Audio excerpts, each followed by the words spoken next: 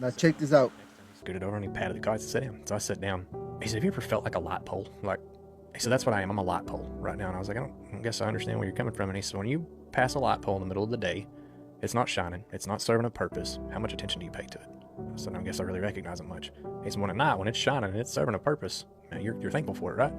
I said, yeah. He said, right now I'm not shining. I'm not serving a purpose. I am not recognized. He said, I don't know if you are a faithful man or not.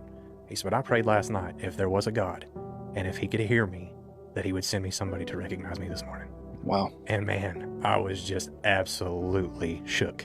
And I told him my story. And of course I'm crying at this point. I'm bawling, and he's like, you all right? Not really. I mean, yes, but no. Yeah. And I told him what I'd prayed for. I told him that if, I'd prayed to God that if I was useful in any way, shape, or form, use it to glorify your name, please.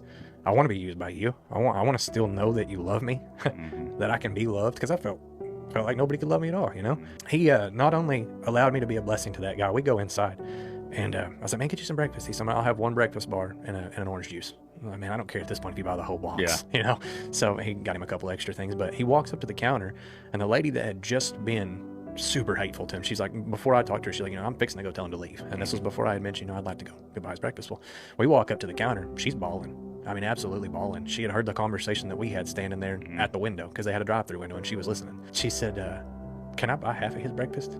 I said, yeah, if that's what you want to do. She said, I was hateful to him this morning and last night. She said, I had all of my own problems.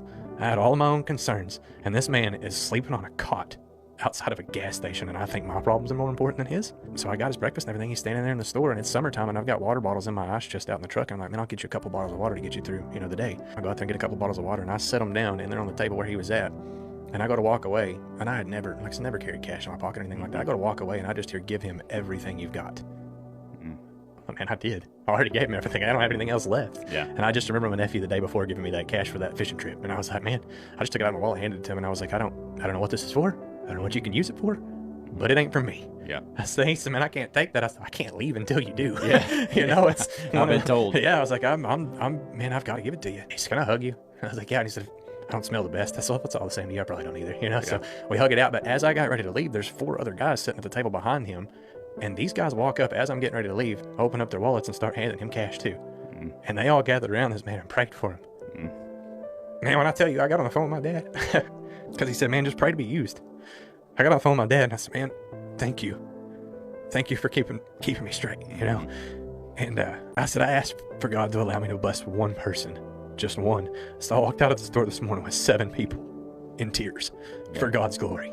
And I sat in the truck and I cried, and I thought, man, I'm sorry, God. I'm sorry that I doubted you.